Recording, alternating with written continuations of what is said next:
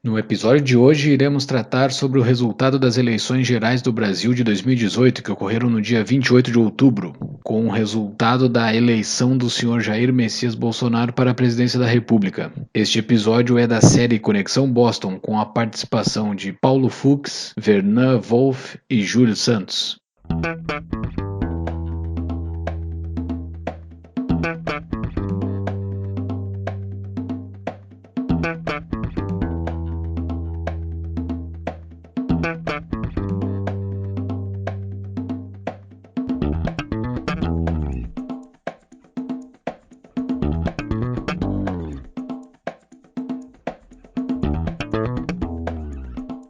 Este é o Tapa da Mão Invisível, podcast destinado àqueles que querem ouvir ideias que abalam sociedades e que não são ditas na mídia tradicional.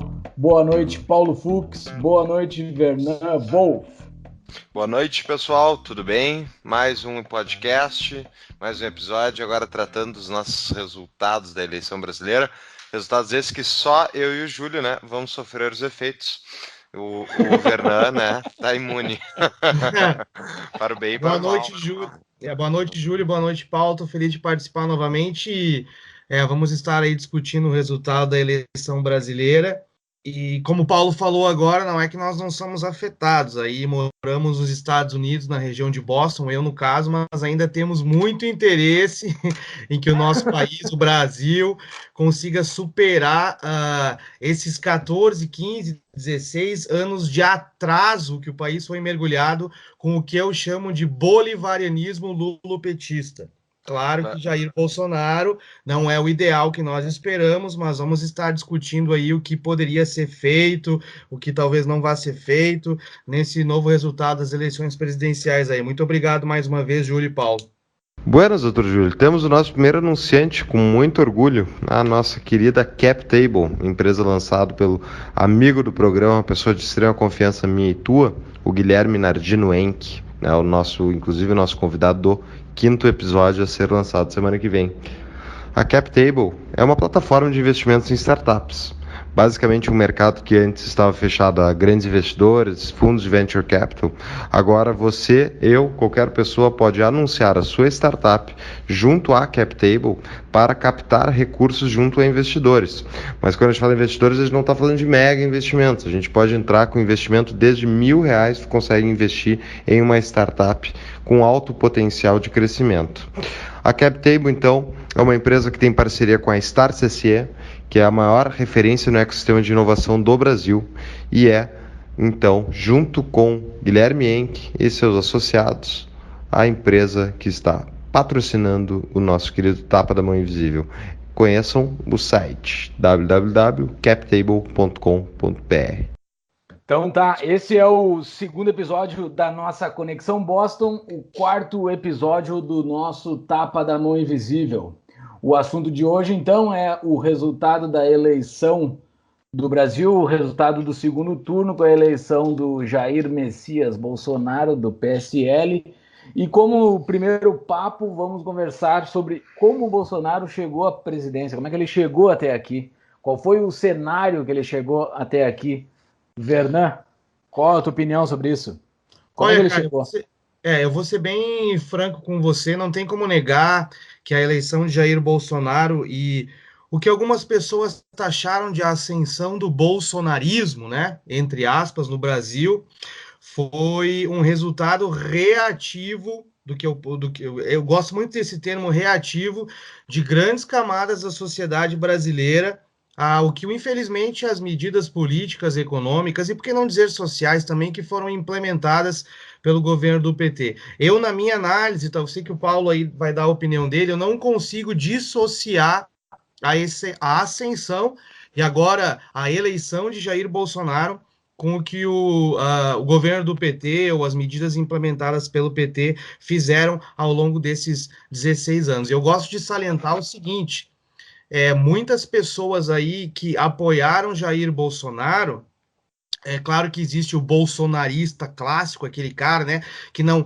é muito polido em termos de argumentos, que chama o Bolsonaro de mito, mito isso, mito aquilo, mas grande parte do eleitorado de Bolsonaro tem gente aí bem informada, tem gente aí que são empreendedores, tem pessoas que estão cientes da situação econômica e política brasileira e decidiram conscientemente eleger o Jair Bolsonaro como presidente brasileiro. Eu gosto de fazer essa colocação porque os derrotados agora no momento, nesse momento que o Bolsonaro foi eleito, eu já estou começando a ver isso nas redes sociais, eles estão atacando o eleitor.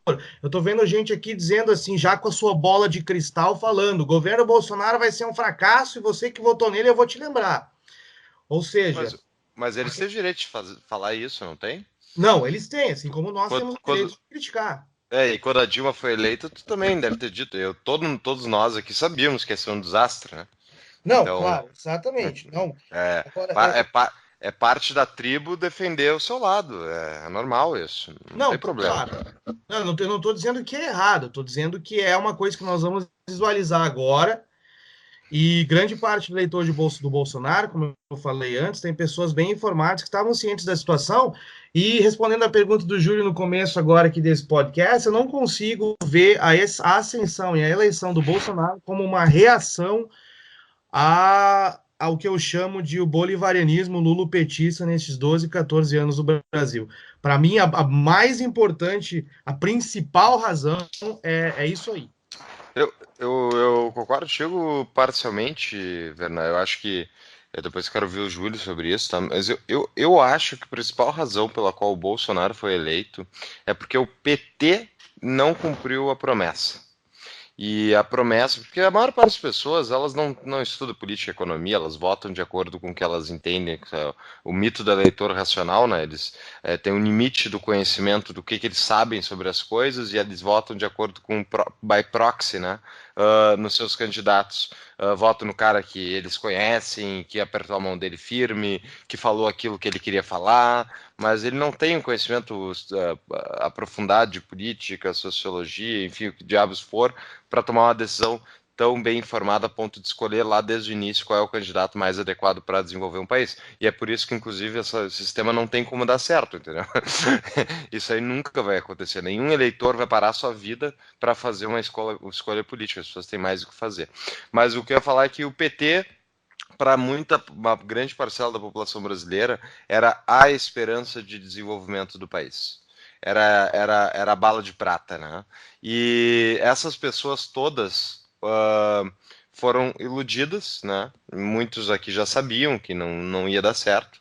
E depois, quando eles não cumpriram as promessas, não desenvolveram o país inclusive cresceu menos do que outros países na mesma época, né? Os escândalos de corrupção e tudo, foi como se fosse a traição final ao sonho de um país desenvolvido, né?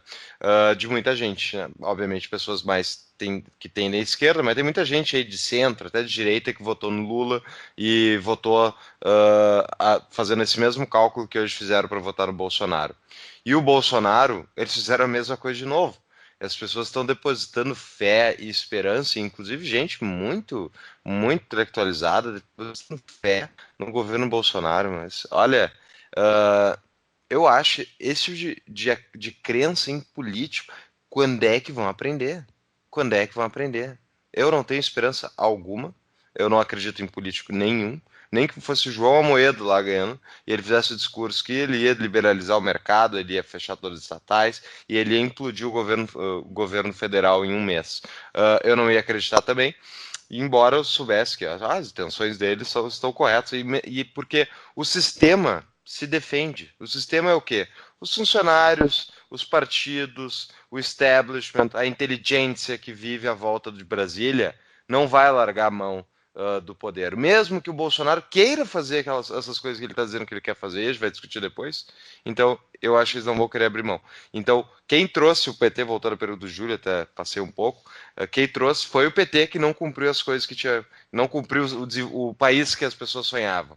E agora daí entregaram, ainda mais com toda essa pauta esquerdista em cima, entregaram de bandeja para esse sindicalista de milico ganhar o poder. Mas eu quero ver a opinião do Júlio aí, um cara mais sóbrio do que eu, para dizer as opiniões. Júlio, sou mais tranquila. Tá lá, Júlio.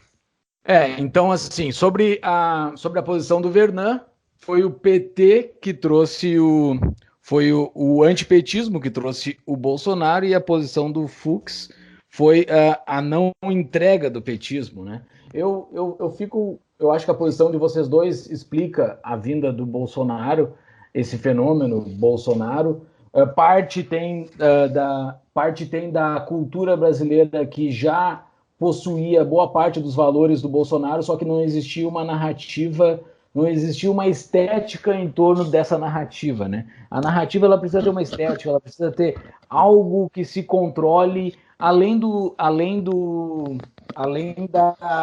da teoria. A pessoa simples, ela não consegue, como o Fux falou, no dia a dia dela, a política não está ali. Tem que ter alguma coisa que conecta ela com aquilo. É uma marca, né? É o que o marketing faz.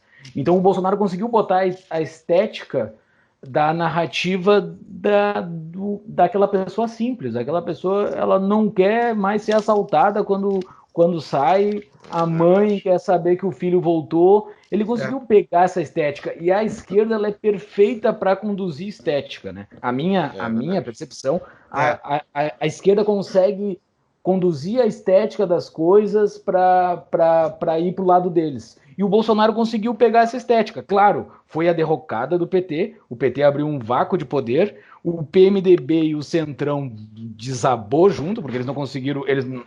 Eles sim são zero em controle de narrativa e de estética, eles são zero. O Centrão é completamente fisiologista.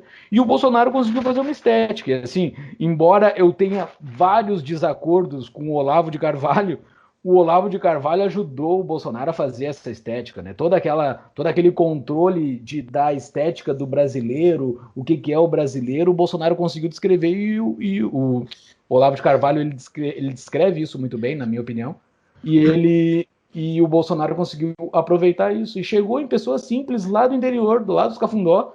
E outra coisa, né? Tem um fenômeno que aconteceu de lá para cá que coincidiu com a queda do PT, que foi o surgimento das mídias sociais para todas as pessoas, né? As mídias sociais até 4 anos atrás, 3 anos atrás, era mais para jovens, né? Até pessoas de 30 anos. Tu pega de 4 anos para cá, pessoas de todas as idades estão conectadas via mídia social, e o Bolsonaro soube surfar isso com uma narrativa e uma estética própria adequada perfeitamente para essas pessoas. Essa é a minha percepção.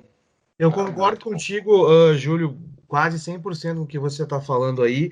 Eu acho interessante aqui a gente dissociar duas coisas importantes. Em primeiro lugar, eu concordo com a fala do Fux anteriormente, que eu não consigo assim acreditar naquele ungido líder político que vai resolver todos os nossos problemas. E eu acho que o problema que está aí na sociedade brasileira, e é um pouco diferente dos Estados Unidos, apesar dos Estados Unidos ter intervenção do governo também, historicamente o brasileiro ele tem aquela mentalidade de depender do governo e o presidente, o governador, o líder político ser aquele cara que vai resolver os problemas. Por exemplo, agora eleito o Bolsonaro, eu estava acessando alguns websites, alguns artigos para poder me informar um pouco mais e ver o que ele vai encarar. A pergunta é, os problemas que Bolsonaro terá que resolver. E aí eu me questionei, puxa vida, por que o Bolsonaro tem que resolver alguns problemas? Por que o líder político, presidente, governador, ele tem esse poder de resolver problemas? Primeira pergunta e crítica. Porque o poder político, né, comanda basicamente tudo no Brasil. Exatamente. E aqui, então, na nossa análise, eu vejo assim, na nossa percepção das coisas, tem aquilo que eu acredito, eu acho que vocês dois, nós estamos na mesma linha, daquilo que eu acredito que como deveria ser a sociedade, uma sociedade, né, e depois eu quero linkar com a sugestão de livro que eu vou dar no fim para o pessoal aí, uma sociedade livre, baseada na escolha individual, aonde os cidadãos e todos os indivíduos são, como diz no inglês, né, hold accountable, ou eles são aí, como é que se diz? Accountable, se traduz. Puta merda. Accountable é contabilizável, né? Isso. Você, por exemplo, você vai ser. Tu é responsável. Tu é responsável por aquilo. Exatamente, por aquilo que você faz. E por isso que a total liberdade funciona, porque com liberdade virá responsabilidade. Tu arca com as consequências dos teus atos. E o indivíduo racional que ele vai calcular os seus atos para não fazer coisa que vá prejudicar ele. Então, esse é o ideal, né? Mas o que nós temos no Brasil? No Brasil nós temos, e aí a nossa análise tem que ser feita em cima disso, um Estado, um poder político, como o Fux falou agora muito bem, e esse eu acho que é o termo, me desculpa as pessoas que vão dizer que isso é um pouco utópico ou aleatório, ele oprime as pessoas. O governo, o poder político e a dependência do Estado e do governo é uma forma de opressão. E por isso que o Brasil também vive uma crise moral, com a Exato. opressão do governo em cima das pessoas. E assim, e se tu pegar essa tua percepção de que a liberdade das pessoas, a responsabilidade torna elas mais livres, e a liberdade torna elas mais responsáveis, é uma mão dupla, eu não sei se dentro dessa eleição do Bolsonaro isso está contido. Eu acho que não, tá? Eu acho que boa parte desses eleitores querem que o Estado venha e resolva problemas, entendeu? Eu não, embora ele tenha esse discurso, dentro do discurso ali, quando ele assumiu, quando ele declarou a vitória ali, que foi fantástico, entrevistou ele, é um discurso para nós, liberais, muito bacana ali, que reduziu o poder do Estado e tudo mais. Eu não sei se o que ele prometeu e o que essa massa de gente, de 50 e tantos milhões de pessoas votaram nele, está esperando que ele reduza o poder do Estado. Eles nem passam pela cabeça deles isso. Né? Não, nem isso é o que me preocupa. Então, assim, reforma da Previdência que ele vai propor ali na frente, provavelmente não vai ser uma reforma nada liberal. Eu nem sei, isso é uma pauta para a gente tocar um pouco mais para frente desse nosso podcast, mas eu não sei como é que ele vai resolver essa bronca, né? Embora ele tenha uma força grande dentro do Congresso. O que me dá um pouquinho de uma esperança microscópica, assim, é que ele é a completa ignorância do Bolsonaro, sabe? Vou dar um exemplo da a Hillary Clinton, que o Vernan acompanhou de perto aí na última eleição. Ela, americana, ela tem um quê de messiânica no que ela acredita que é capaz de fazer, no que ela acredita que ser possível como governo de realizar, enfim. E o messianismo do Bolsonaro, e eu estava ouvindo o discurso dele agora pós a eleição, né, o primeiro discurso que ele deu no apartamento dele, que ele publicou no YouTube, uma quantidade de vezes que ele cita Deus, e é Deus para cá, Deus para lá, cita a Bíblia Sagrada, né? Então, é assim, ó, é um messianismo, sabe, vamos lá, mais torpe, mais burro, não é aquele messianismo frio e calculado do PT, por exemplo, né? O messianismo petista os fins justificam os meios, e os meus fins são os fins que todos nós vamos ter que engolir, porque são os fins para o melhor da sociedade. Né? E, obviamente, nós três aqui discordamos dos fins do PT, mas eles tinham o quê de messianismo sem o toque religioso e muito mais frio e calculista. O Bolsonaro, no entanto, é um jumento, ao meu ver. É um cara, não um jumento nível o anterior a ficar ser o Itamar Franco, né? Que era notoriamente uma pessoa muito limitada, mas que acreditava ser capaz de fazer muitas coisas. Tanto que ele, por exemplo, quando foram levar para ele a ideia do Plano Real, ele deu um monte de pitaco, né? Queria voltar com várias das coisas que o Plano Real queria matar para conseguir estabilizar a economia. Ele queria que ficasse, né? Congelamento de preços, esse tipo de coisa. Ou seja, o cara não entendia bulhufas de economia e queria dar pitaco. O Bolsonaro, ao meu ver, o interessante é que ele admite publicamente que ele não sabe na área de economia, que ele é Paulo Guedes. E assim, e daí volta o meu grande problema com o governo Bolsonaro, que é mesmo que ele queira fazer todas essas reformas que ele cita e tal, cara, qual é a capacidade de articulação desse cara? Como é que vai ser? Porque uma coisa assim, é sensacional ele ter conseguido arregimentar pessoas do Brasil afora, fez uma campanha de baixíssimo custo, né, não entrando no jogo que o PT e companhia sempre fizeram, e não só o PT, o PSDB e tudo, a campanha do Alckmin, né, tinha quantos minutos de televisão, não conseguiu atingir uma pessoa, e ele conseguiu falar direto ao povo, só que daí eu quero saber, tá, mas agora ele não vai tratar com o povo. Quando ele foi passar a reforma da Previdência, não é o povo que vai lá votar no Congresso, que é bom. E por um lado, que bom, né? Porque quem é que vai votar contra? Quem é que vai votar a favor de uma reforma que vai cortar a teta, né?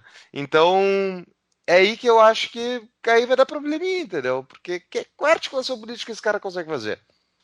Eis a grande questão. O que vocês acham? Assim, voltando para a parte da Bíblia que tu falou, dessa parte eu gosto quando uma pessoa cita uma religião, porque assim, não é pela religião em si, claro que eu sou cristão e tudo mais, mas o fato de tu tirar o paraíso daqui e tu botar o paraíso para um outro lugar que não é aqui. Então é Isso é a isso tua que é. análise. Não, essa é a minha análise. E Sim. isso é o Não, que, mas eu digo, isso é o não é que a tira. análise dele. Não, mas Não, isso é que tira ele do PT completamente. O PT, Não, ele bota uma propriedade em cima dele mesmo de construir o paraíso aqui. exato. Ele acha que ele não vai conseguir construir nada muito excepcional. Ele vai fazer o basicão. Então, assim, essa é a minha pequena esperança que eu tenho nele. Esse é o meu fundo de esperança. Eu acho que ele vai tentar fazer o basicão. Então, assim, essa confiança, esse depósito de confiança em cima do Paulo Guedes é extremamente perigoso, porque ele pode se irritar com esse cara e derrubar ele a qualquer momento. Então não dá para se ter isso como uma confiança, mas essa ignorância dele nos assuntos pode deixar o Paulo Guedes com força. Então é o meu pouquinho de esperança que ele tem a ciência de que ele não vai fazer o paraíso aqui e de que ele vai tentar fazer o básico. E nesse discurso ele citou veementemente a redução rápida do déficit para virar superávit, né? Que para mim é o grande problema, que eu não sei como é que ele vai fazer isso, mas se ele conseguir resolver isso, sei lá, antes do fim da primeira metade do mandato dele, cara, isso vai ser um feito histórico, assim, velho. Pera, Cara, se eu fosse acho o cara. que. Não, peraí, só uma coisa, né? Eu quero combater esse ponto aí do Júlio. Se o cara fosse lá e me citasse qual é o nome do deus árabe lá, do deus do Islã? Alá, Alá. Allah. Vocês é por Allah, tu ia ficar feliz? Tu ia ficar feliz que tu estava lá? Não, mas Não, aí né? é que tá, ô Não, Fux, não, aí é que não, tá, peraí. olha só. Tá, porque ele citou o Deus cristão. Agora, tu acha que ele é um bom cristão, cara?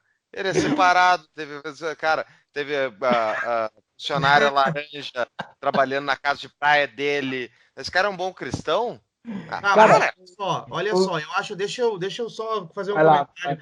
Eu acho que essa questão da menção de Bolsonaro a Deus e tudo mais, eu entendo o que o Júlio falou, porque nós vivemos uma democracia no Brasil, ou, segundo o candidato derrotado Fernando Haddad, segundo o Fux aqui, o Haddad, ou o quadrado, chamou inacreditavelmente na sua tese de mestrado, como é que ele chamou a democracia?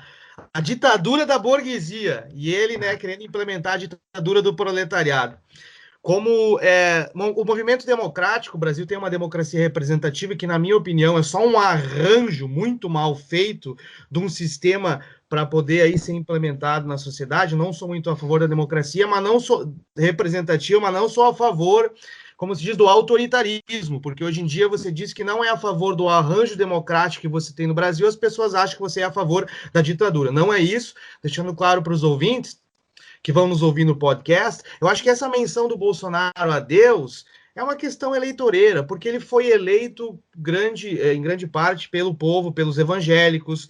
Por exemplo, eu não acho que o Bolsonaro vai fazer um governo onde ele vai colocar a questão religiosa, bíblica, de Deus ali nas decisões políticas que ele vai fazer. Não acredito nisso, para ser honesto com vocês. Não acredito que haverá uma perseguição em termos de governo e de política a minorias, como, não sei, homossexuais, negros, mulheres. Não vejo nada disso como possibilidade, tá? Não vejo que isso vai acontecer. E agora deixa eu dar uma conotação um pouco otimista e positiva. Eu concordo com o Fux, como ele diz, não acreditamos em políticos, né? O autoritarismo do governo está aí, esse é o modelo que nós temos no Brasil, isso não é o ideal, eu concordo. Mas nós temos que fazer análise baseado no que está aí, no que nós temos. Eu não vejo, por exemplo, um governo Bolsonaro. E aí, eu concordando com o Júlio, me dá um pouco de esperança, de otimismo. Eu não vejo o Bolsonaro como uma ameaça à democracia ou como uma ameaça às instituições em tipo de aparelhamento, de acordo com uma visão ideológica, político-partidária que o Bolsonaro tenha. Grande parte em razão disso é porque, como o Fux falou, ele é muito limitado, cara. Ele não é inteligente, não é astuto o suficiente para fazer um projeto como o PT fez ao longo desses anos, que, convenhamos, se tu tá no lado deles, quase deu certo a estratégia deles, cara. Quase que o Brasil vira uma espécie de União Soviética Sul-Americana, brother. Com certeza. Mas eu não vejo o Bolsonaro fazendo isso, entendeu, cara? Eu não vejo ele aí, nem em termos de golpe de poder, como, estamos de volta a 1964, não vejo nenhuma possibilidade de ameaça nesse sentido. A minha preocupação com o governo Bolsonaro, como eu falei, não estou preocupado com perda de liberdade de imprensa, eu acho que vai continuar e tem grande chance de ser aumentada. Não estou preocupado com a questão de perseguição às minorias, em termos de perseguição política e repressão. Eu acho que isso não vai acontecer. A minha preocupação, e eu concordo aí com o que o Fux falou um pouco anteriormente, e o Júlio também falou, são naquilo que realmente interessa para a população brasileira. Galera, a população brasileira, isso refletiu na eleição dos Estados Unidos de Donald Trump também, eles não estão interessados no que vai acontecer com minorias, etc. População quer o quê? Eles querem, como o Júlio falou antes, segurança no ir e vir, ter certeza de que você vai estar seguro. Eles querem emprego, eles querem ter condições de poder ter um trabalho decente, trabalhar. Isso o cidadão médio brasileiro, médio. Porque estamos fazendo uma análise política, temos que levar em consideração o regular, né, o médio, não os intelectuais, aí a galera que faz uma análise mais aprofundada. A minha preocupação com o governo Bolsonaro está na questão econômica. E aí, indo aí no que a gente estava pensando em comentar, o que ele vai fazer, o que ele deveria fazer, eu não vejo ameaça à democracia no governo Bolsonaro, e a minha preocupação está na questão econômica. Eu acho que ele vai tentar implementar a necessária e mais aprofundada reforma trabalhista. Eu acho que ele vai tentar fazer uma reforma previdenciária saindo desse modelo de repartição para o modelo de capitalização. Eu acho que isso ele vai tentar fazer. Uma grande questão que eu tenho sobre o governo Bolsonaro, que vai começar em 1º de janeiro de 2019, é a redução do tamanho do Estado em termos de privatização de estatais, em termos de privatização da Petrobras, que eu acho que é uma necessidade, mas eu não acredito que ele vá conseguir privatizar ou pelo menos colocar num ambiente mais competitivo esse montão de estatais que tem no Brasil hoje, infelizmente. Eu acho que ele não vai conseguir fazer isso, mas as outras reformas mais cruciais eu vejo possibilidade de ele tentando passar e implementar. Se vai conseguir ou não, aí como o Júlio e o Paulo falaram antes, vai depender da articulação desse presidente em termos de negociação limitado que ele é para passar as reformas no Congresso. Eu acho que ele consegue. Tem vários pontos que tu citou. Agora a gente vai longe aí, né? Primeiro, sobre essa história de ele não seguir essa agenda que a esquerda fala de fascismo, de perseguição a minorias, escambau. Eu acho que isso além da derrocada do PT, essa narrativa da esquerda foi que colocou ele no poder. Isso eu esqueci de falar lá no início. Essa narrativa de que o outro é o mal absoluto, de que a esquerda utiliza o tempo todo, utilizou nos Estados Unidos com Exato. Trump, utilizou na Inglaterra no Brexit lá. Exato. Sempre tu atirou pro oposto todo o eleitorado médio. Tu pega esse cara, tu atira, tu dá de mão beijada, porque assim, o cara do eleitorado médio, que nem tu falou, Fernando, muito bem, ele não tá muito preocupado com isso, né? Ele tá preocupado com comida na mesa e não ter uma arma apontada pra cabeça. Então, tu fica falando essas baboseiras de minoria, o escambau, porque o Bolsonaro é um cara de uma outra geração. Um cara de uma outra geração, ele vai falar aquelas merda que ele fala, entendeu? Ele vai dar aquelas caneladas, mas ele não vai fazer aquilo política de Estado. Ele não tem força de fazer isso política de Estado. E fazer isso e utilizar essa narrativa como a esquerda fez, atirou o eleitor médio pro Bolsonaro. Então, tu perdeu todos esses 40 e tantos dias, sei lá quanto tempo durou essa campanha eleitoral, não, bem mais, deu 2 meses, e não se falou sobre a reforma da Previdência, que é um negócio que vai explodir no ano que vem, e a reforma trabalhista e um monte de coisa. Então, assim, outra coisa que tu falou ali, Vernan, sobre a reforma da Previdência, eu acho que ele vai fazer alguma reforma Só que o pesado da reforma da Previdência é o funcionalismo público. E eu não sei como é que o Bolsonaro vai conseguir lidar com o funcionalismo público. Eu não sei se ele vai conseguir tirar os privilégios do funcionalismo público, principalmente dos militares, né? Que ele vai comprar uma briga gigantesca se ele fizer a reforma da Previdência e não tirar os privilégios dos militares, né?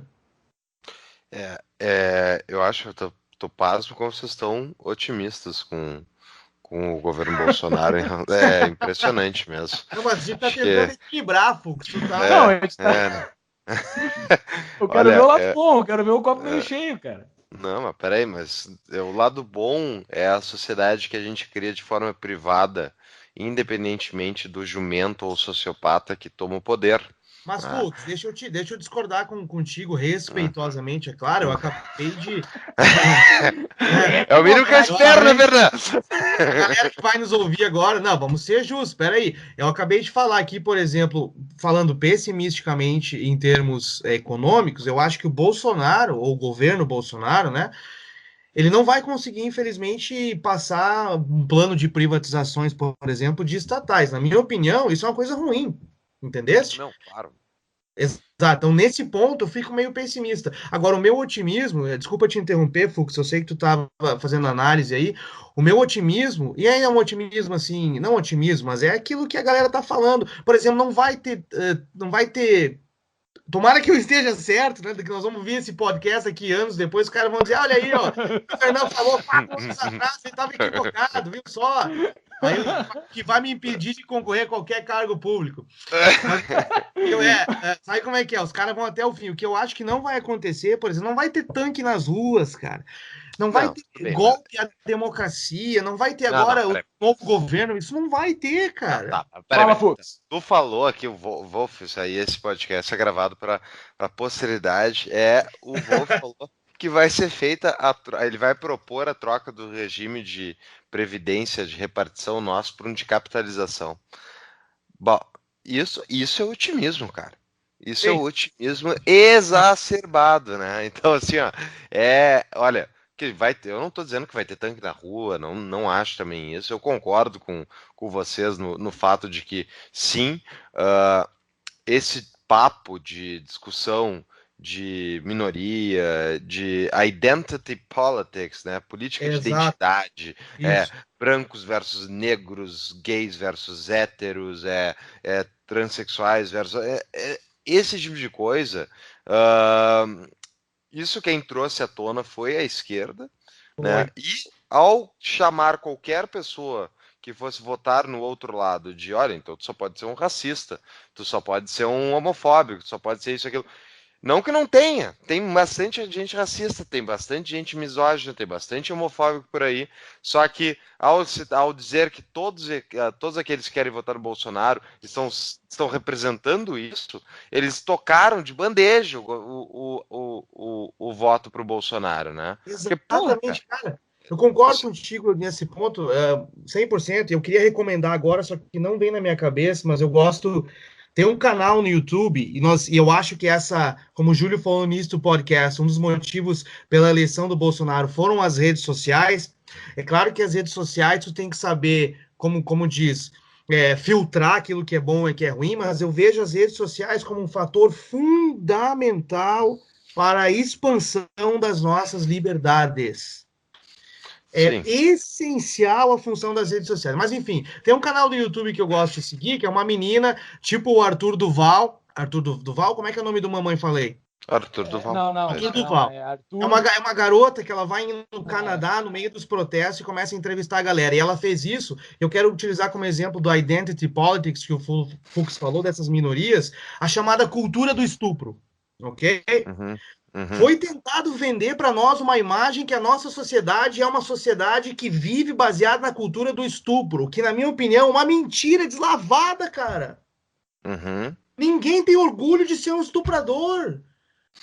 Tá. Ninguém, Mas... por exemplo, digamos, se eu fui acusado de estupro algum dia, ou se eu faço alguma coisa, vou concorrer no emprego, e se isso é colocado na mesa, na decisão de decidir se eu for contratado ou não, isso vai pesar contra mim, cara. Sim. Entendeu? Então não adianta querer dizer que nós Não, vivemos a cultura do estupro, a perseguição às minorias. não, Claro mas que isso tem, como o Fux falou, mas não é a regra, cara. é que assim, ó, vamos lá, pessoal. Esse tipo de coisa não é o Estado que conserta. Muitas Esse vezes que é o são ponto. incentivos perversos colocados pelo Estado.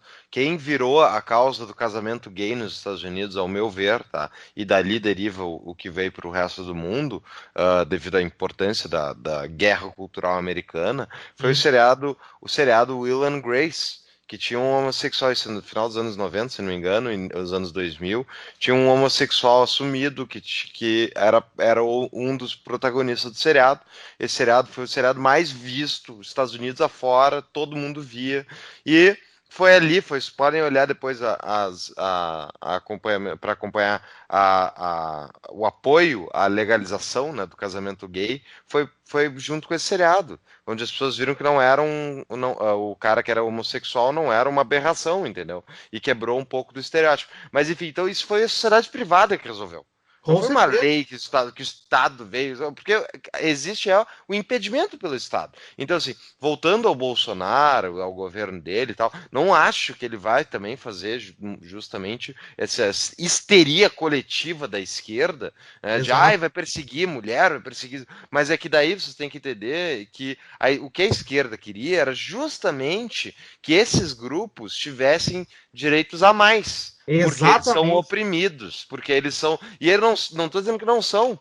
Eles podem muito bem ser, privadamente eles são. Muitas vezes, o cara é homofóbico, tem gente que é misógino, gente que é machista, né? Tem tudo isso. E é Tem um gente problema. racista, Mas tem tudo isso. tem racista, só que isso. Eu já vi, pô, eu já tive uma vez uma experiência profissional de que eu estava contratando uma pessoa a trabalhar na casa do cara e o cara depois quando ele não chegou a falar, ele só fez um toquezinho com a pele assim, sabe que eu tinha recomendado uma moça negra.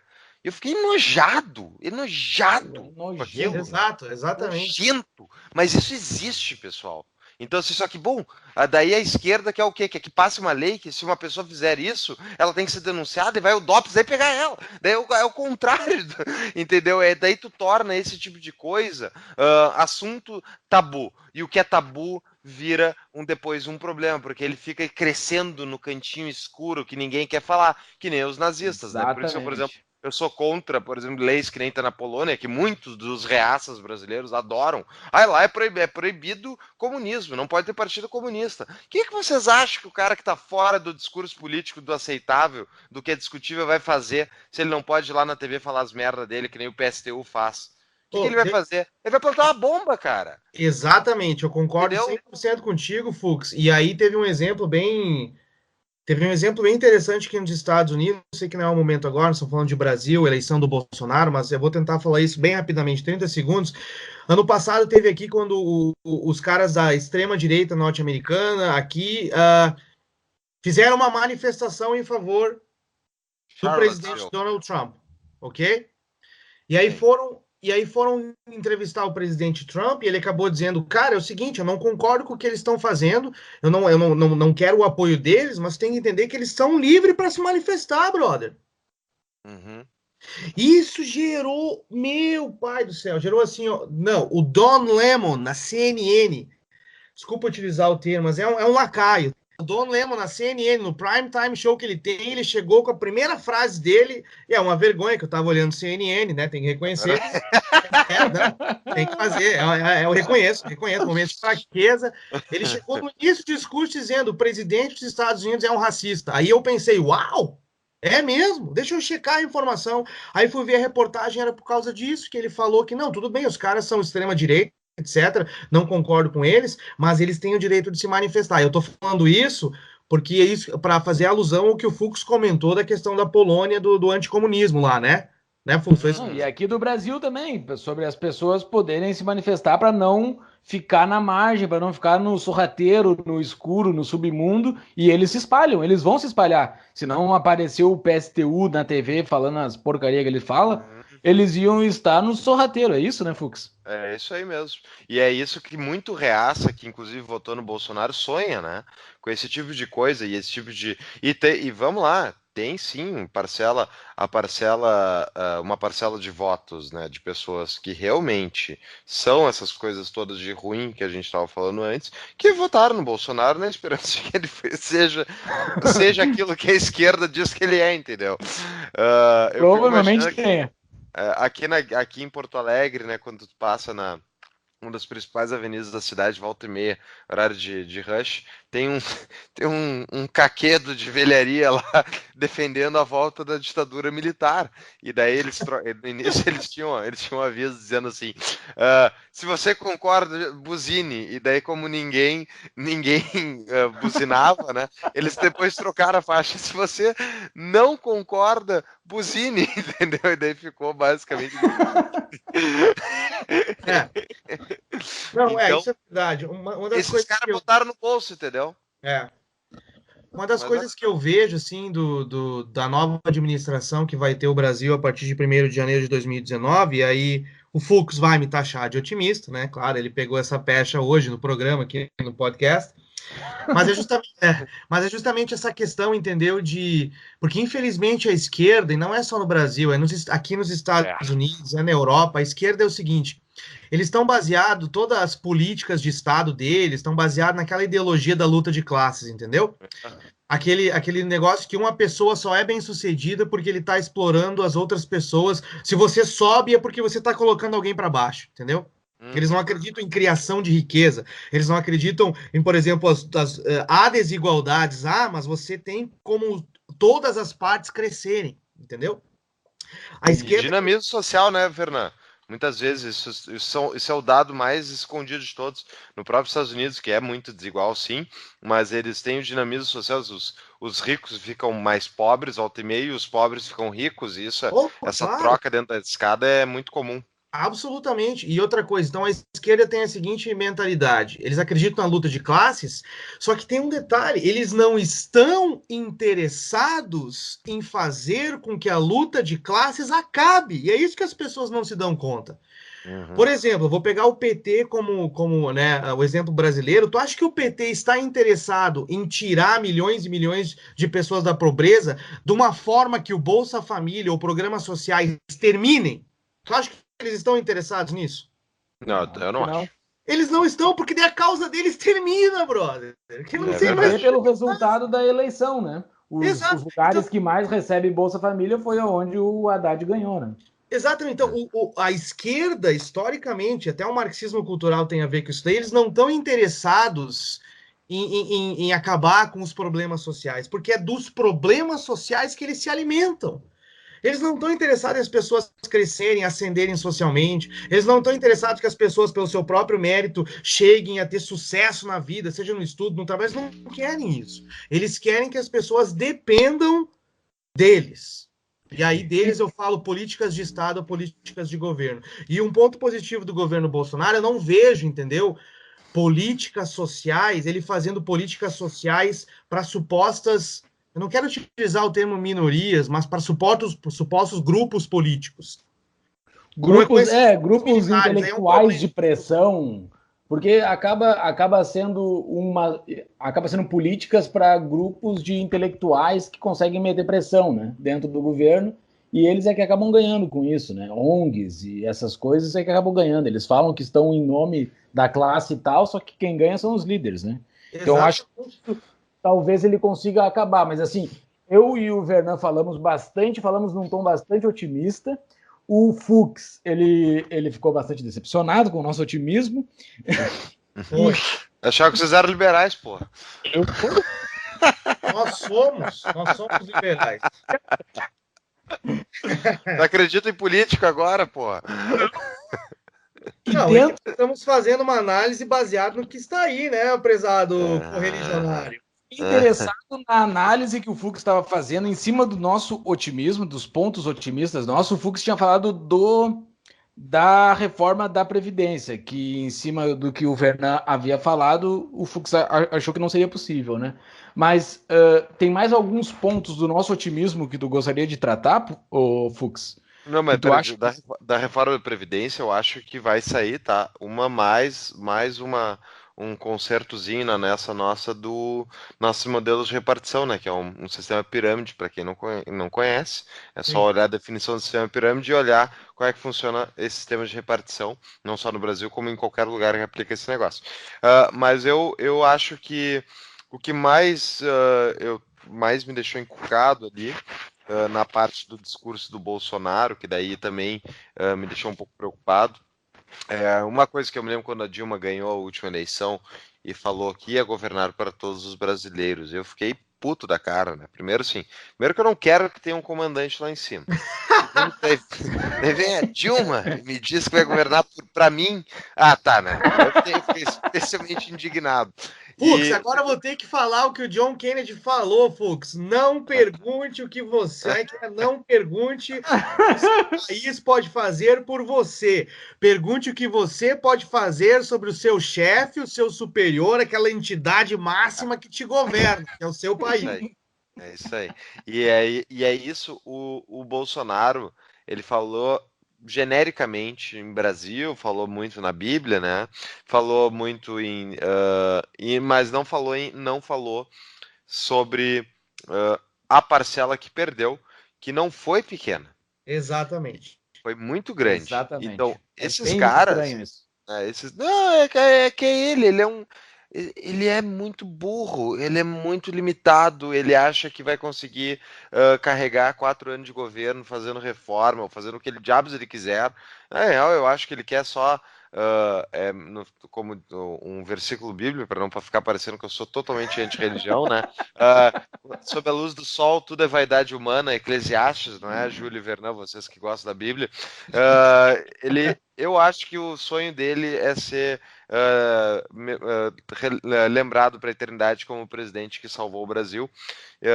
E inclusive, um parênteses sobre esse messianismo dele que me deixou extremamente, achei bizarro, que ele falou, né, que basicamente Deus operou através dos médicos lá de Juiz de Fora e depois através do Einstein para operar um verdadeiro milagre. Ele fez essa expressão, ou seja, estamos vendo isso, daí me acendeu a luz amarela, tá?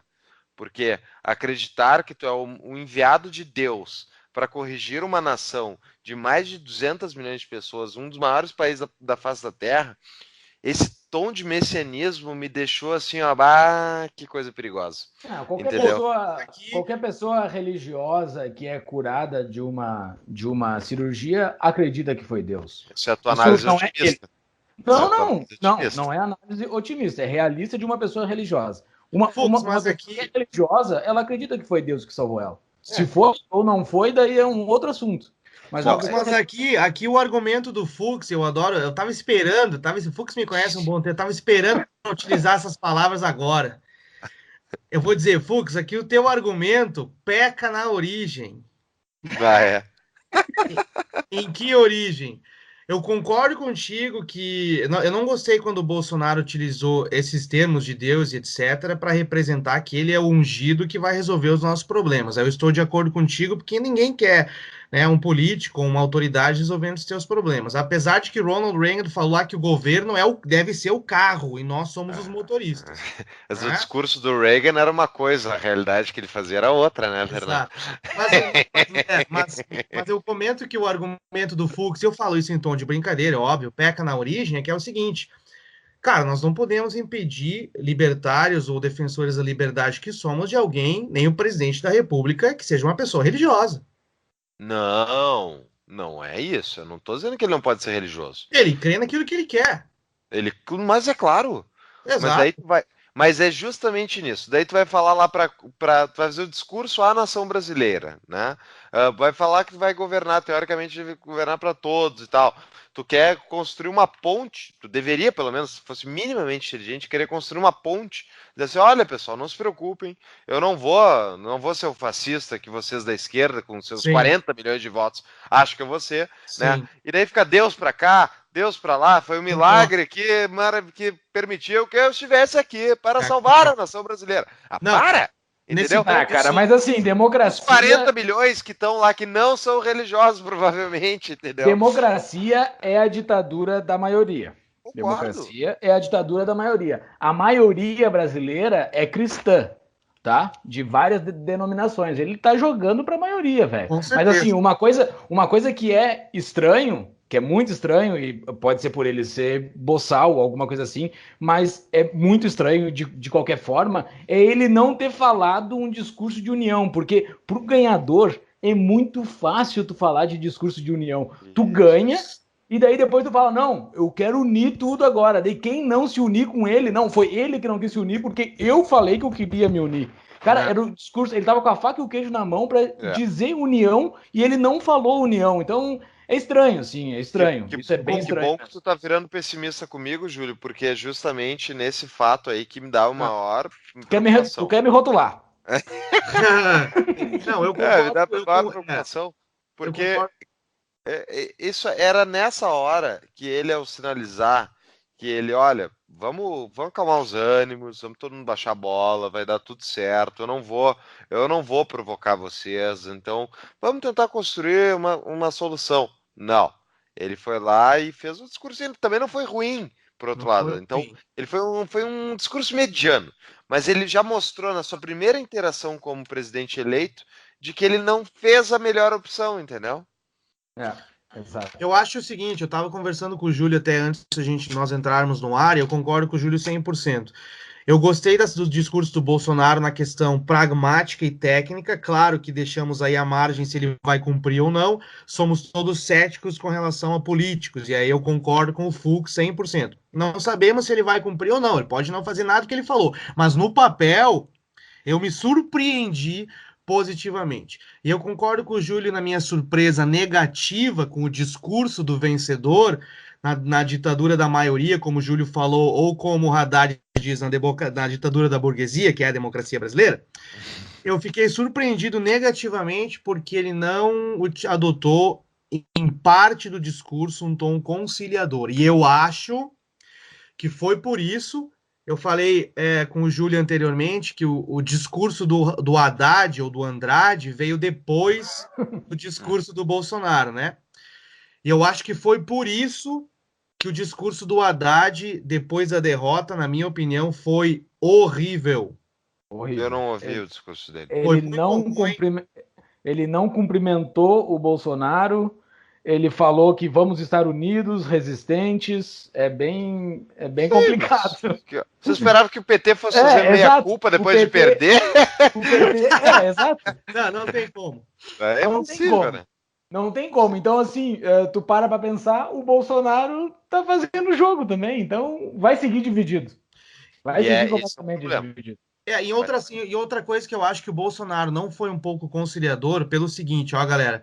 Eu acho que, eu não sei se é boato ou se não é, mas uma galera comentou aí que o Steve Bannon, que foi um dos caras que ajudou o Trump na campanha dele, deu algumas dicas para o Bolsonaro e etc. Eu acho que, apesar de ele não ser tão agressivo como presidente, eu acho que ele vai ser um pouco fiel àquilo que foi a campanha, que é, por exemplo, pegar duro contra... No caso, foi a ideologia do PT, por isso que eu não concordei, em parte, por um discurso de vencedor, aquela live ali que ele fez na casa dele, mencionar comunismo, mencionar socialismo, depois de ter vencido. Mas eu acho que ele pode estar fazendo isso pensadamente, em termos de estratégia, para manter uma postura meio dura, daquela postura que o Trump teve nos Estados Unidos. Não, eu fui eleito baseado nessa plataforma, eu vou tentar cumprir aquilo baseado no que eu fui eleito.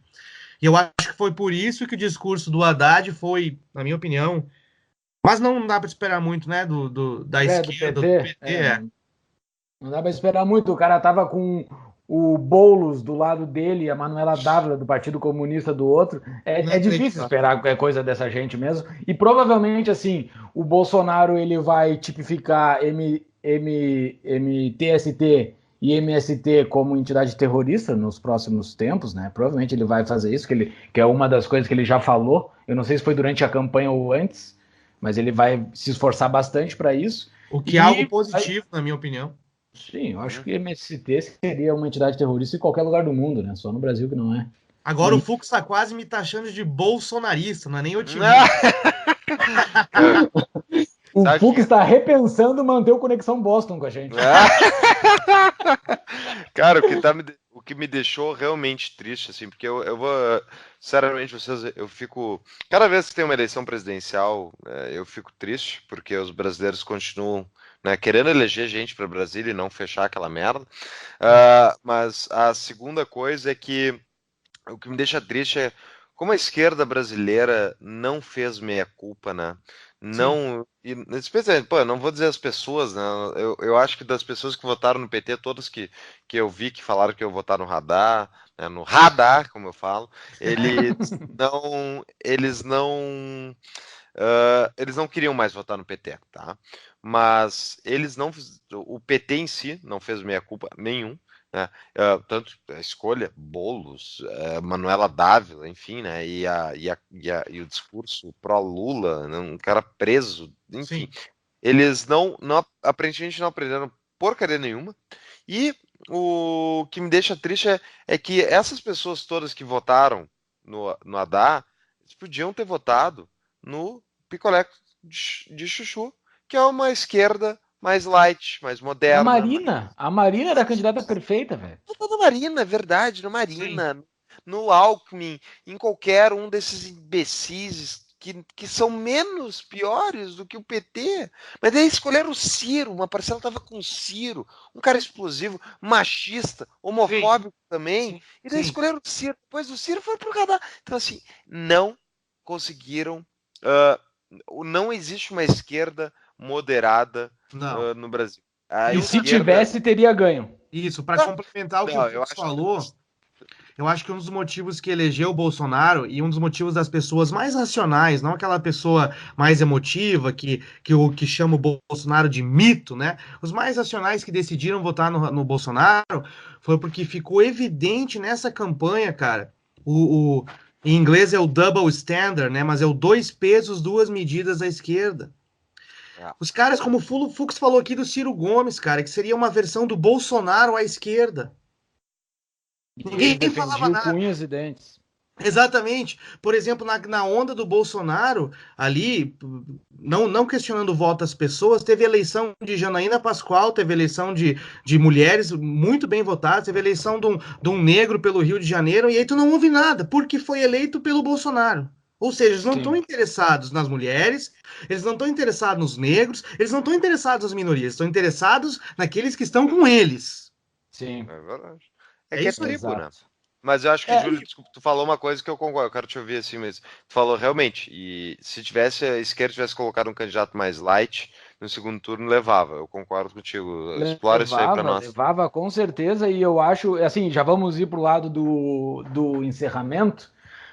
Vamos dar as nossas últimas palavras, eu vou dar a minha última opinião, daí depois, Vernan, por favor, eu quero a tua dica de livro para os nossos ouvintes. Beleza. Mas, encerrando, eu acho que para daqui a 4 anos, ou a esquerda aniquila o PT, escanteia o PT, ou então ou o Bolsonaro vai ser reeleito, assim, é muito provável que ele seja reeleito, porque ele vai, o reduto da esquerda no país ficou o Nordeste, o Bolsonaro vai manter Bolsa Família e vai aumentar o Bolsa Família, vai ver que o discurso da esquerda que o Bolsonaro ia acabar com o Bolsa Família é uma mentira, porque ele vai manter e vai incrementar. Então, ele vai ter Isso. muita força, assim, eu acho. Ele não, claro, a chance dele fazer alguma merda que pode dar alguma tragédia é grande, porque não se tem muito track record do que ele pode fazer, assim. Eu não consigo extrapolar para frente o que ele pode fazer. Mas se ele não fizer nada e manter tudo padrãozinho, fazer só as lições de casa, ele vai muito longe. Então, ou a esquerda se rearranja numa nova esquerda, ou se eles forem mandados pelo PT, que nem eles foram essa eleição, eles vão dar uma reeleição para o Bolsonaro. Essa é a minha percepção de futuro para o que pode ocorrer. Qual é a percepção tua, Fux? Olha, eu concordo contigo, Júlio. Eu acho que a esquerda vai. Eu tô torcendo, na verdade, que uma coisa muito boa que aconteceu dessa eleição, ainda mais com o Novo agora dando as caras, o Bolsonaro, o partido dele, eu acho que deve tender a virar um partido conservador brasileiro, e o Novo preencheu o lado liberal, pelo menos essa é a minha esperança, né? Que daí o Novo não fique brigando pela posição conservadora, e que a esquerda se rearranje, né, numa esquerda mais moderna, não social-democratas. Não chega de socialismo, né? Embora nos Estados Unidos, por exemplo, tem agora os Democratic Socialists. Eu acho que existe espaço para uma esquerda social-democrata na nossa democracia, mais moderna, que seria, que eu acho que pode acontecer, uma fusão, né, do PSDB com o PT. Isso é wishful thinking meu, mas eu torço que isso aconteça, porque se fundir o PSDB ao PT é capaz de deixar mais leve, né, a turba de bandidos do PT, deixar um pouco mais moderno o discurso deles. Eu acho que boa parte dos caras aí que não foram eleitos vão acabar na cadeia, então isso naturalmente vai limpar um pouco o partido.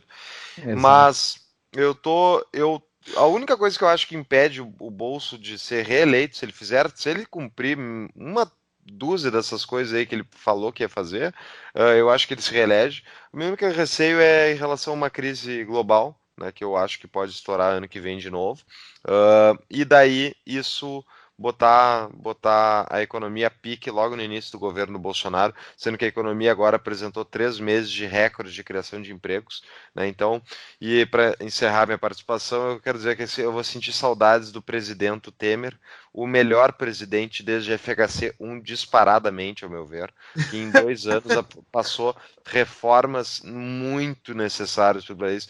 Só na reforma trabalhista e na PEC do teto dos gastos, eu tiro meu chapéu para esse senhor, que obviamente é uma pessoa que não deve ser de índole muito boa, não, tem algum histórico já, mas é um cara que eu acho que ao passar dos anos, quanto mais longe ficar do dia a dia dele aqui, as pessoas vão lembrar como tendo sido um cara importante para modernizar esse país tão atrasado. Só uma coisa, Vernan, e os estatistas somos nós, Vernan. Não, eu fiquei impressionado. fiquei impressionado. Não, eu senti aqui lágrimas descendo dos olhos do Fux. Vocês não estão vendo, pessoal ouvintes, ele está digitando aqui no chat o hashtag Fica Temer. Tá ali, ó. Comparado ao bolso, eu moro aqui. Eu moro aqui, né? Fux. Eu vou ali no Palácio do Jaburu amanhã pegar uma foto do Temer para mandar pro Fux. Não, eu gostei da fala do Fux que ele utilizou de, né, com certeza. Argumentos técnicos, que não há como negar. Então, galera, só para falar aí mais uma vez as minhas palavras finais, começando a agradecer vocês pelo convite, por mais esse podcast, mas o que eu acho, tá? Vou dar um tom mais otimista, começando com uma análise negativa. Se vocês olharem bem a eleição, o número de votos, o Bolsonaro perdeu essa eleição, pessoal. Eu não sei quantos votos foram nulos, quantos votos foram aí abstenções, sei lá mas eu acho que se somar tudo, eu acho que o Bolsonaro teve menos votos. Posso estar errado. Né? Se colocar... Como assim? Somar Haddad mais brancos e nulos? Isso aí. E abstenções? Isso, e abstenções, né? Que a galera que não foi. Não, abstenções foi 20%, com certeza. Que 20%. Ele perdeu. Então não é essa loucura aí de que Bolsonaro, Bolsomito, não, é o salvador da pátria, não. O Brasil está muito dividido ainda, tá? Sim, o PT fez 40 e tantos milhões, né? Muito exatamente. Bom. Então, e eu acho que, para ser sincero com vocês, e isso é uma visão pessimista, eu acho que o PT, o Partido dos Trabalhadores, não tá tão derrotado, tão morto assim, não. Porque esse resultado de 55% a 45%, 44%, acho que surpreendeu eles positivamente. Essa é a minha visão. Mas uma visão otimista aí, eu acho que se o Bolsonaro conseguir tentar implementar essas reformas ou essa agenda que ele vai tentar implementar, eu acho que a economia tende a responder relativamente bem, tá? Porque vocês sabem que o indivíduo responde a incentivos, os mercados respondem a incentivos.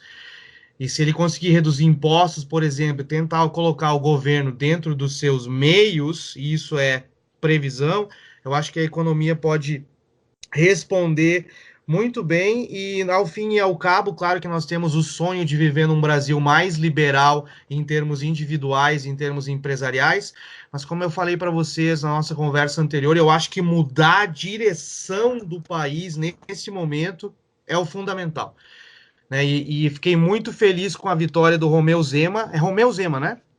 Isso. Como governador de um estado central, crucial, como é Minas Gerais, eu acho que é uma vitória para o liberalismo sensacional no Brasil. Ter um governador de um estado como Minas Gerais já aí num cargo executivo.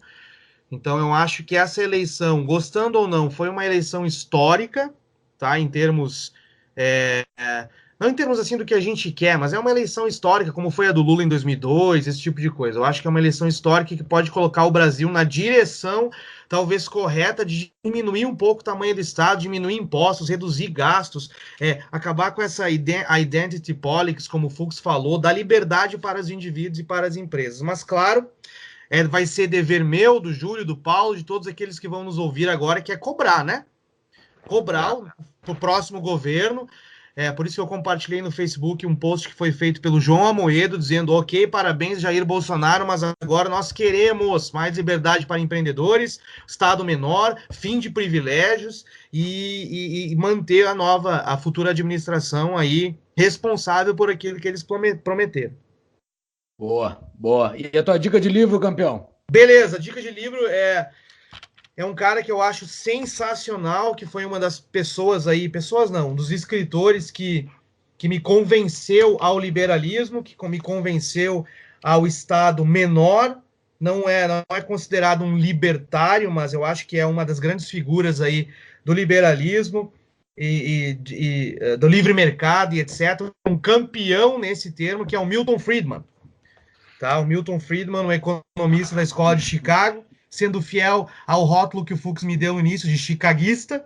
Soção. Soção. Milton Friedman, a recomendação de livro, eu dei uma pesquisada aqui, Júlio, Paulo e galera, tem em português, sim, é o Livre para Escolher. Que livro, cara. Sensacional. Milton Friedman e Rose Friedman, sua esposa. Esse livro não é um livro técnico de economia. Pelo contrário, ele começa o primeiro capítulo explicando como que um lápis chega na sua mão. É um livro sensacional. Para iniciantes nas ideias da liberdade, é perfeito. Exato. Como um lápis chega na mão do Fux, sendo regulado pelo sistema de preços sem nenhuma intervenção governamental. E é fantástico ver como todos os indivíduos, agentes sociais se organizam sem opressão, sem governo, para fazer com que o lápis, cara, chegue na nossa mão para que nós possamos escrever. Então, Livre para Escolher, Milton e Rose Friedman, um livro sensacional. Pesquisei no Amazon.com.br aqui agora para dar já a ideia do preço, né? Que o brasileiro não gosta muito de pagar pelas coisas. O brasileiro quer que tudo seja de graça para ele, mas lá no Amazon.com.br, R$51. E se o brasileiro não gosta de pagar e não gosta de ler, tem a série de vídeos disponível free to choose no YouTube. Livres para escolher. Livres para escolher. A série de vídeos que o Milton Friedman fez está disponível no YouTube. Pode botar Milton Friedman Livres para escolher no YouTube. Exatamente. Esse livro eu comecei a ler. Foi assim, foi como se diz, aquele... existe a palavra em português, epifania? Sim. Epifania, né? Eu li o livro, eu pensei, cara, não é possível, brother. Não é tão complicado assim, não, cara. Não precisa muito estudo, não precisa muita econometria, muita matemática. É isso aqui, brother. Dá liberdade para as pessoas. E acabou. É isso aí. Tem um livro para escolher. Essa é a minha sugestão de livro aí para o pessoal. Muito obrigado, então, doutor Vernan. Muito obrigado, doutor Paulo Fux. Foi um papo sensacional. Acho que é uma visão interessante da eleição do Bolsonaro. Pouco vai ser dito na mídia tradicional, como nós prometemos no início. Esse podcast ele vai falar coisas que não são ditas na mídia tradicional e, de fato, foi falado coisas interessantes, um baita ponto de vista sobre a eleição do Bolsonaro. Vocês têm mais alguma coisa para falar? Mais alguma opinião? Eu tenho uma última frase só. Eu declaro-me já agora oposição ao governo Jair Bolsonaro, né? Sensacional! Tá bom? O Dr. Fux. Cuidado, hein? As mídias sociais podem entender que tu tá assim. Hoje em dia nós estamos assim, é 880, é branco ou preto. A galera que tá te ouvindo pode pensar que tu tá se alistando na fila do Partido dos Trabalhadores. O que não provavelmente. Se ouvir o nosso outro episódio, sabe quem é que eu votei. Com certeza, tem um easter egg aí nos nossos outros episódios. Vão ouvir todos, ouçam todos os nossos episódios no nosso site www.tapadamãoinvisível.com.br, no Spotify e em breve em novos aplicativos. Lá no Spotify é só botar Tapa da Mão Invisível que você acha rapidinho. Era isso então, senhores. Muito obrigado.